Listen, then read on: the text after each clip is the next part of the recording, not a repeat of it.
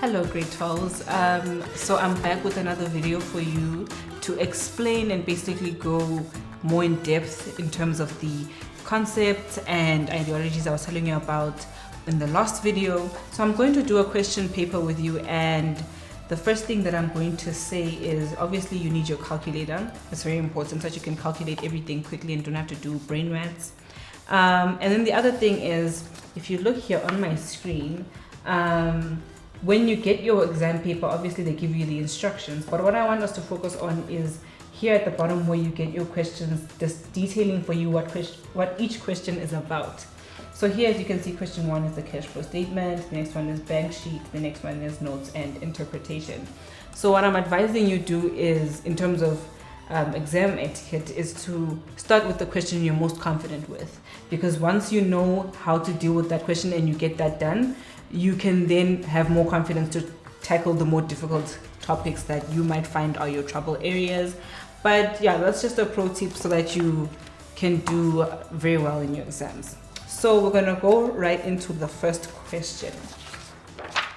So the first question asks that we choose the correct term to complete each of the following statements, and we should write only the term next to the number, right? So I have my answer sheet here, and the number is and it's numbered and everything. So it says an increase in creditors will indicate an, right? Our options are capital employed, inflow in cash, interest on loan, outflow of cash, depreciation, and working capital. So in this question, it says an increase in creditors will indicate an. We know that creditors are the people that we borrow money from. So if there's an increase in creditors, it means we're having an increase of money that we are borrowing, which is an inflow of cash. So it's an inflow of cash, but it's an increase in liabilities. So when we talk about cash flow, it's an increase. So it's an inflow, I mean. So I'm going to write there for you, an inflow, don't mind my handwriting, of cash. Right. The next question says, shareholders' equity added to the non-current liabilities is referred as, right? So we know shareholders' equity. Okay, so the best way to tackle this question is to think of, like I said with the creditors, is the meanings of each of these terms. So our non-current liabilities are our loans, right? And shareholders' equity is basically those things. It falls under the retained incomes, the capitals, right? So it says shareholders' equity added to the non-current liability is referred to as. It's referred to as capital employed. So if ever you're asked what capital employed is, you can just say shareholders' equity added to non-current liabilities. So I'm going to say capital employed. All right. Then the next question asks, dash is regarded as a non-cash item. This is basically a golden rule. Everyone should know this. If you don't know this, you know this now, that depreciation is non-cash, because when an asset depreciates, no money leaves the business and no money comes into the business. It just means that the asset is of a lesser value. So depreciation is a non-cash item. Okay. Then the last one says an increase in trading stock will indicate an. So an increase in trading stock, what we know with trading stock is that we purchase it. So if we have more trading stock, when we speak in terms of cash, it means more money is leaving the business to purchase the trading stock. So an increase in trading stock will indicate an outflow of cash. So this is basically like general knowledge questions in terms of what you know about the cash flow system, and this will help you in the next questions in terms of answering the cash flow statement. Okay, then the next question is based on Intelia Limited, and it says you are provided with information for the financial year ended June 30th, 2020. you are required to prepare the ordinary share capital note. And so we're going to start with that first before we go to the next stage, right? So obviously, if we're going to adjust a note or any financial statement, we need to refer to any additional information or adjustments, right?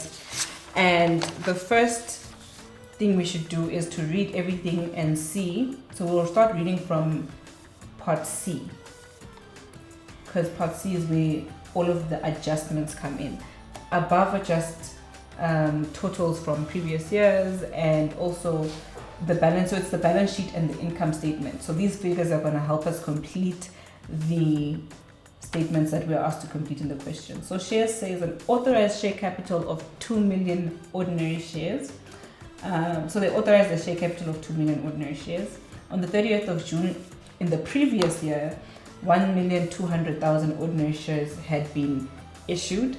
And on the 1st of January in this period, 40,000 shares were repurchased at 4 rand and 10 cents. And on the 30th of June, which is the end of our financial period, all shares that were unissued as at the end of the year were issued. So basically what they're saying is at the end of the year, all of the shares that remained after the repurchase and after the issue were then issued as well. Then part D says the interim dividends of 20 cents per share were declared and paid on the 31st, and final dividends were declared on the 30th of June, right? So I'm not going to read all of them because now it's just going to take up time. But basically what's important is to read all of these adjustments. That way when you fill in the question that is required for you to fill in, then you'll have all of the information. And what I like to do is to make sure that as I'm going answering the question, the answer sheet will look a lot like this. Obviously they asked us to do the ordinary share capital, which is this. It will look like this. So basically when you're going through your adjustments, whatever pertains to an ordinary share capital note, then you just tick it off. So if we're dealing with shares, obviously we stick to this area, right? So let's fill it in, right? So the format is standard: shares in the issue at the beginning, then we have shares repurchased,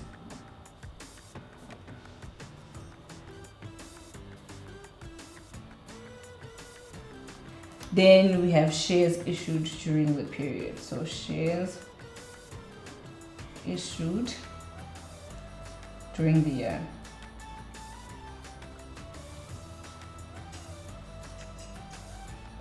And then we have shares in issue at the end. Sorry.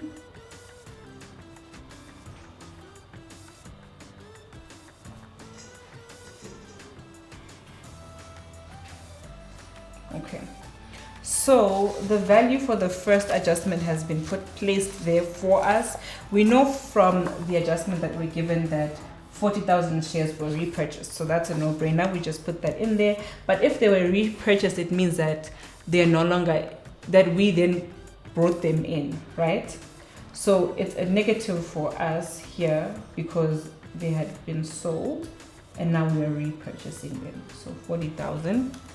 And then, so that's only the number of shares. This side is the number of shares and this side is where you fill in the value. And they was repurchased at 4 rand 10 cents, right? But we'll get to that. Then the shares during the year that were, the shares issued during the year. From our adjustment, we'll just say the authorized share capital minus the shares that already had been issued. So, so I hope you can see 2 million minus the 1,200,000 that were from the previous year, which is 800,000. So that's the adjustment for there.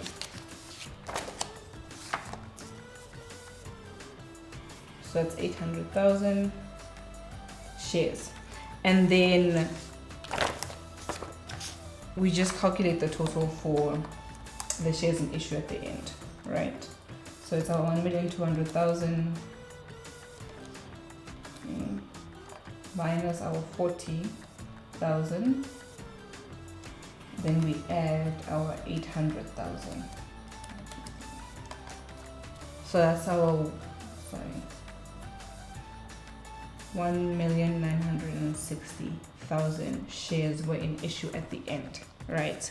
So I've given you the idea in terms of how to deal with your ordinary share capital. It's the most important portion is basically what I filled in for you. You need to know the number of shares so that you can then adjust the share capital. And then in the next video that I'm going to do for you, I'm going to show you how to tackle the cash flow statement at the end of the year. So basically I'll take most of the information from the note above that you're going to continue to fill in, because it's pretty much easy from here. You just multiply by the amount that they were sold or issued at or repurchased at.